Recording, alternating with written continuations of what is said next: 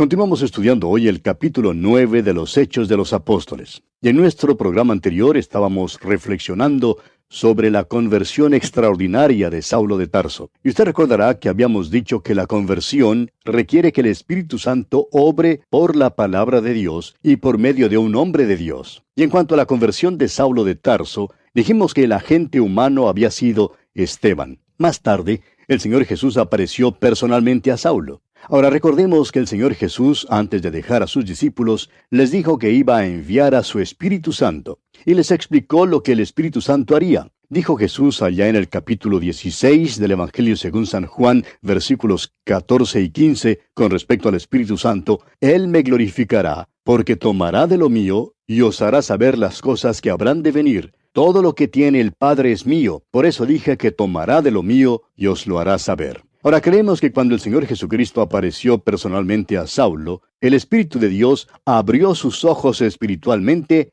y los cerró físicamente, a fin de que Saulo pudiera ver al Señor Jesús. De modo que podemos decir que ciertamente el Espíritu Santo estaba obrando. Ahora, ¿qué en cuanto a la palabra de Dios? ¿Cómo fue usada en la conversión de Saulo? Saulo de Tarso era fariseo. Sabía muchísimo en cuanto a la palabra de Dios. El hecho es que si había alguien que estuviera saturado de la palabra de Dios, ese era Saulo de Tarso. Más tarde, cuando escribió sus epístolas, era obvio que conocía bien el Antiguo Testamento. Por tanto, es muy claro aquí que el Espíritu Santo y la palabra de Dios operaron en su conversión. Además, como dijimos, es muy claro que Esteban actuó como el instrumento humano para alcanzar a Pablo. Y como lo veremos más adelante, creemos que además de Esteban, el Señor usó también a Ananías como otro agente humano para alcanzar a Saulo. Creemos, pues, que Dios usa un instrumento humano en la conversión de todo individuo. Ahora, es posible que ese individuo no esté presente precisamente en la hora de la conversión, pues la influencia de nuestro testimonio por medio de nuestra vida y por medio de nuestras palabras llega más allá del momento mismo del testimonio. Es por eso que usted y yo, amigo oyente, debemos siempre dejar un buen testimonio para el Señor Jesucristo. Permítanos ahora contarle algunos incidentes para demostrar que esto es cierto. El doctor Magee, autor de estos estudios bíblicos, recibió en una ocasión una carta de un barbero. Y este barbero le contaba que tenía cierto cliente que había venido regularmente a su barbería ya por 20 años. Un día, cuando este cliente salió de la silla para pagar por su corte de cabello, le preguntó al barbero: ¿ha escuchado usted alguna vez el programa A Través de la Biblia? El barbero dijo que no, que nunca lo había escuchado. Entonces, sin esperar más, este cliente se dirigió donde estaba el radio y le indicó al barbero dónde se podía sintonizar el programa. Luego le dijo al barbero: lo pasan por esa emisora todos los días a las 8 de la mañana. Escúchelo. Esa fue la última vez que estos dos hombres se vieron, pues el cliente murió repentinamente muy pronto después de este incidente.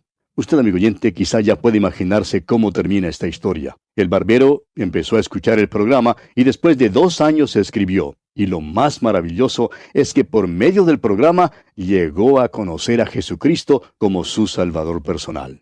Ahora, otro incidente.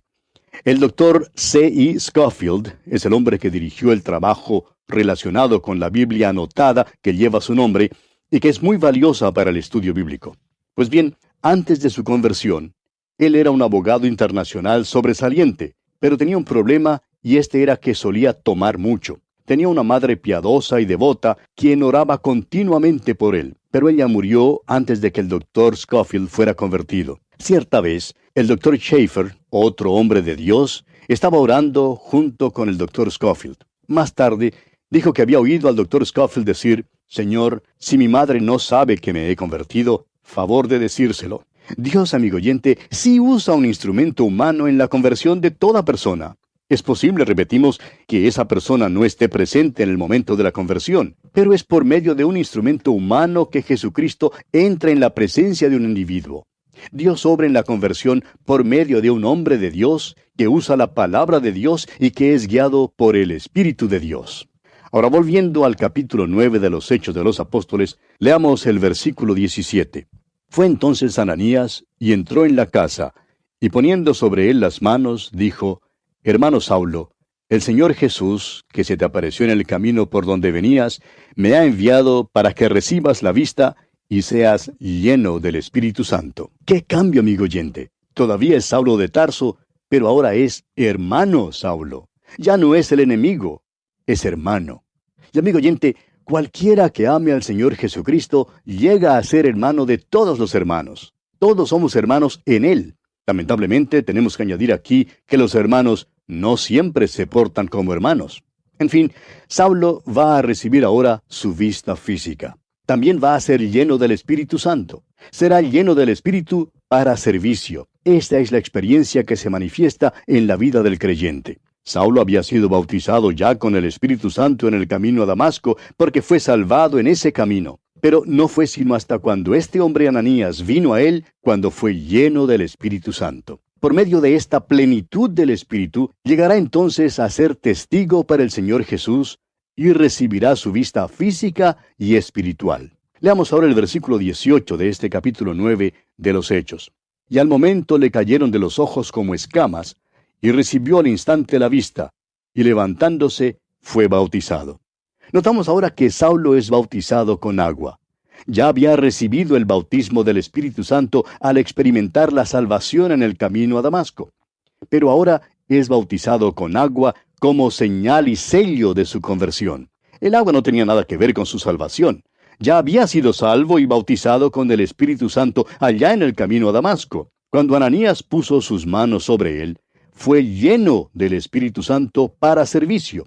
Ahora el versículo 19 dice, y habiendo tomado alimento, recobró fuerzas.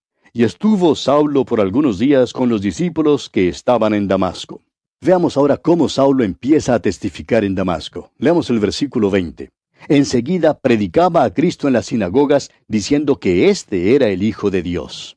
Notemos que Saulo de Tarso empieza a testificar enseguida. ¿Por qué? Porque es lleno del Espíritu Santo.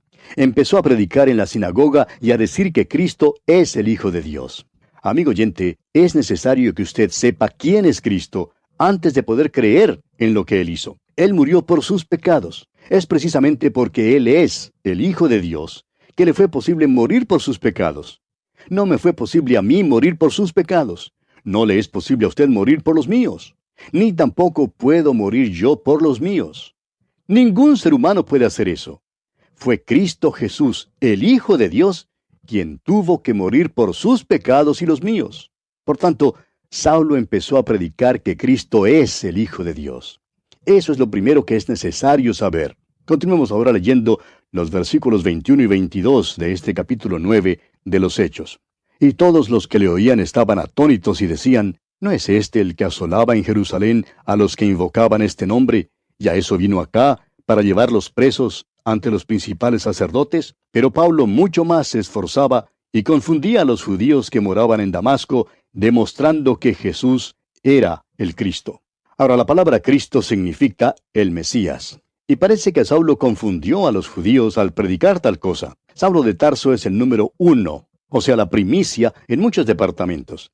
Es el número 1 en sufrir y el número 1 como misionero. Y creemos que también es número 1 en cuanto a su cociente intelectual, pues estamos convencidos que era un hombre muy inteligente. Esto lo demuestra al poder confundir a aquellos que trataron de atacarle intelectualmente. Ahora los versículos 23 al 25 de este capítulo 9 de los Hechos dicen, pasados muchos días, los judíos resolvieron en consejo matarle, pero sus acechanzas llegaron al conocimiento de Saulo, y ellos guardaban las puertas de día y de noche para matarle. Entonces los discípulos, tomándole de noche, le bajaron por el muro, descolgándole en una canasta. Cuando los judíos no pudieron ganar por medio de argumentos, hicieron entonces uso de otra táctica, y esa fue la simple eliminación del enemigo. Estamos seguros que debe haber sido una experiencia muy espeluznante haber sido bajado por el muro colgando en una canasta.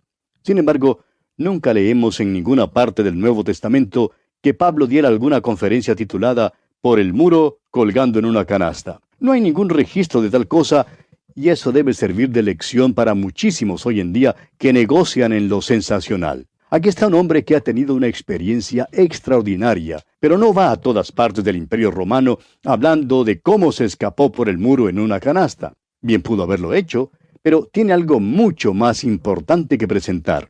Necesitamos, amigo oyente, aprender a nunca dejar que nuestra experiencia impida que Cristo sea presentado. Nunca debemos dejar que nuestra persona impida que Cristo se vea. A veces oímos una oración que se supone muy piadosa. Dicen, esconde al predicador tras la cruz. Amigo oyente, esa no es la oración que se debe elevar. Debemos orar así: ayuda al predicador a presentar a Cristo de tal manera que el Espíritu de Dios pueda tomar las cosas de Cristo y revelárnoslas.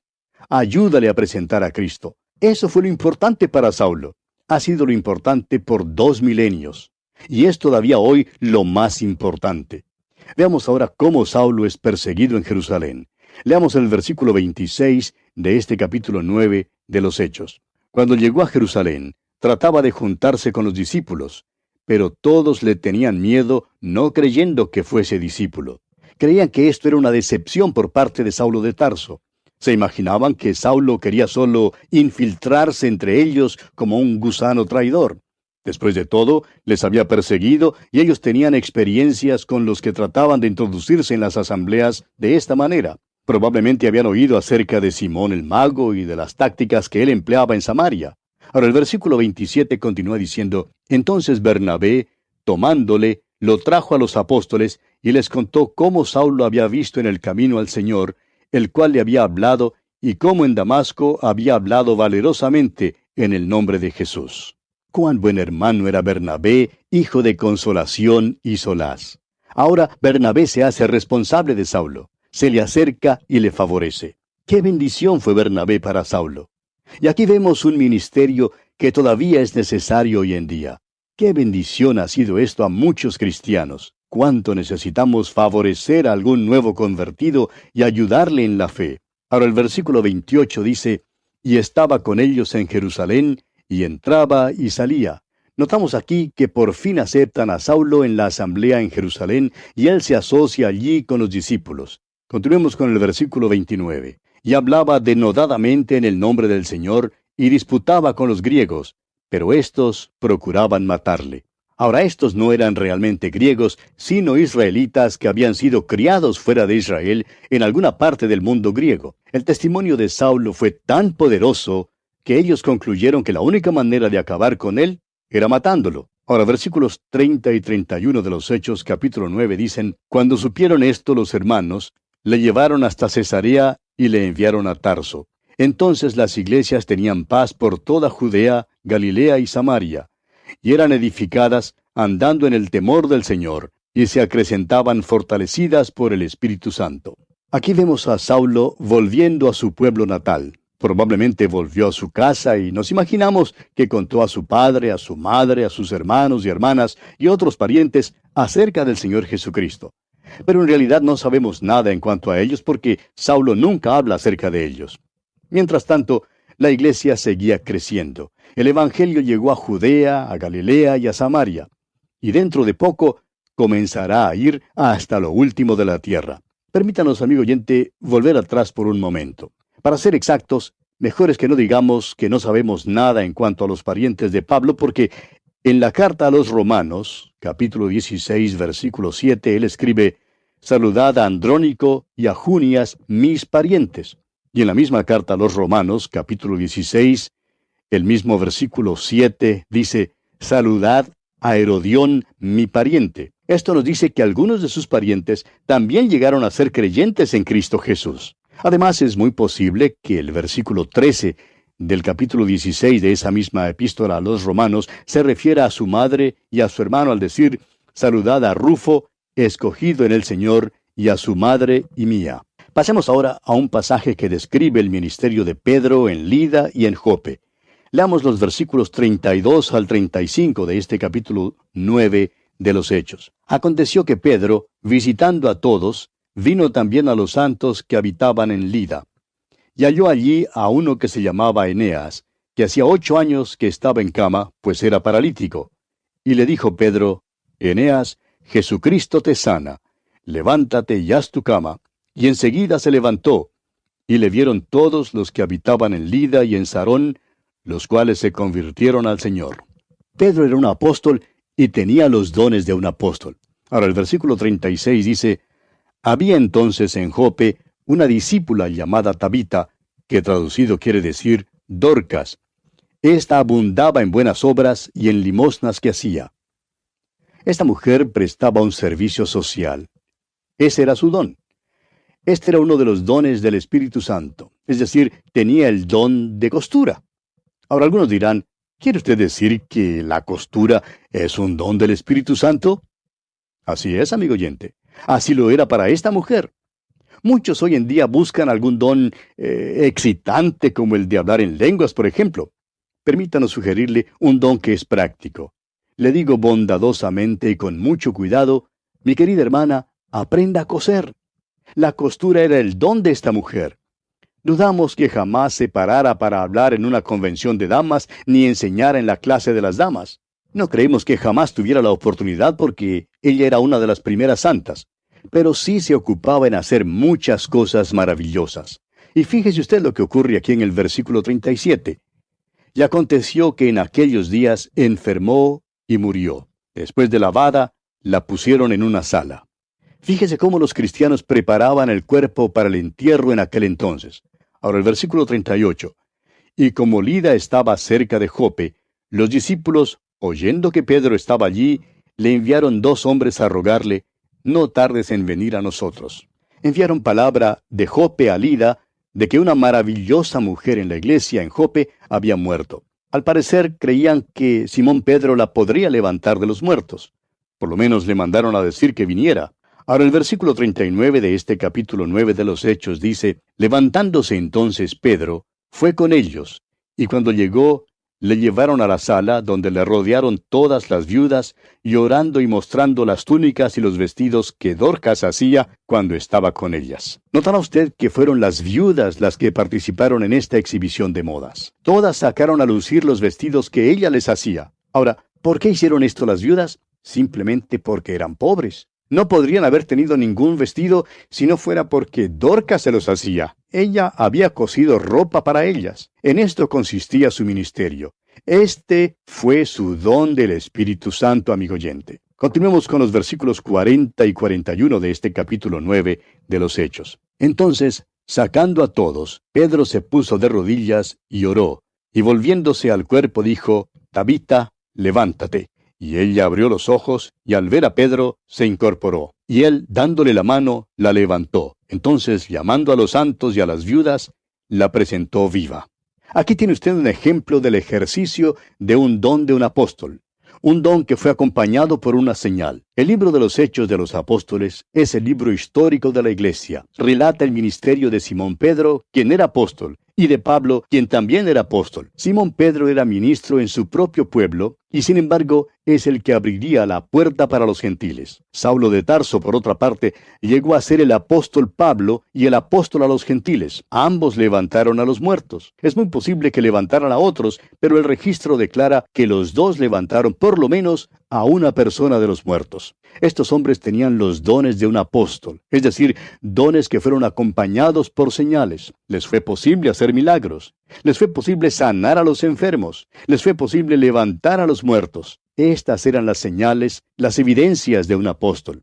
Eran dones apostólicos. El apóstol Pablo dice que los apóstoles son el fundamento de la iglesia, en el sentido de que la iglesia es edificada sobre ellos. Ellos son los que dieron el Nuevo Testamento sobre el cual la iglesia realmente está edificada. Hoy en día no tenemos necesidad de los dones apostólicos, los dones junto con señales para demostrar que alguien es apóstol. La cuestión hoy en día es la doctrina. Al fin de la época de las escrituras novotestamentarias, el apóstol Juan escribió sus epístolas.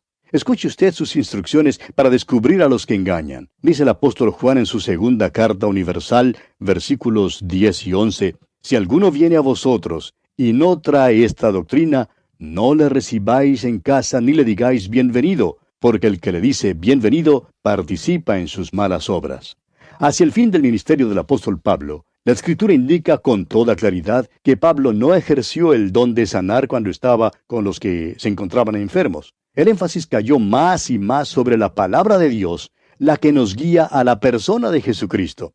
Ahora, esto no quiere decir que Dios ya no sana las enfermedades. Quiere decir, en cambio, que los dones con señales ya no son necesarios para poder autenticar el Evangelio ni para autenticar un apostolado. Leamos ahora los versículos 42 y 43, versículos finales de este capítulo 9 de los Hechos. Esto fue notorio en toda Jope, y muchos creyeron en el Señor. Y aconteció que se quedó muchos días en Jope, en casa de un cierto Simón, curtidor. Un curtidor toma pieles y las abreva en ácido, y realmente lo que resulta es que el aire en tal parte se vuelve muy pestilente. Ahora, aquellos que han tenido la oportunidad de ir a Israel, a la Tierra Santa, y han podido visitar a Jope, han podido ver el lugar donde Simón Pedro se quedó, y es posible que sea este el mismo cuarto. Nos dicen que Jope es un pueblo algo pintoresco a la orilla del agua, y esta casa está en la ribera. La casa parece ser lo suficientemente vieja como para haber estado allí por mucho tiempo. Este, pues, es el lugar donde Simón Pedro se quedó por muchos días.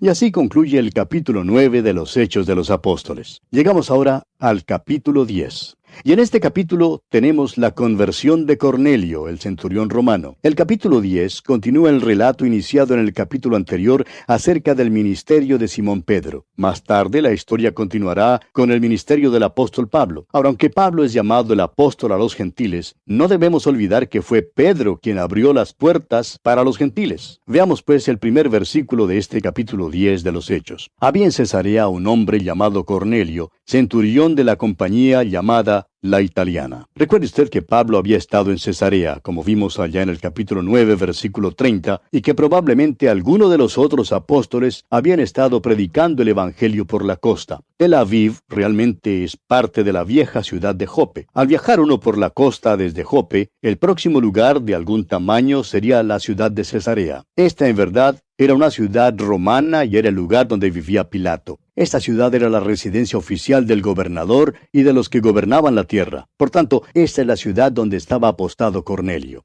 Él era centurión de una compañía de soldados romanos llamada La Italiana. Y bien, amigo oyente, hablaremos más con respecto a Cornelio en nuestro próximo programa, Dios mediante. Que Dios continúe bendiciéndole en gran manera.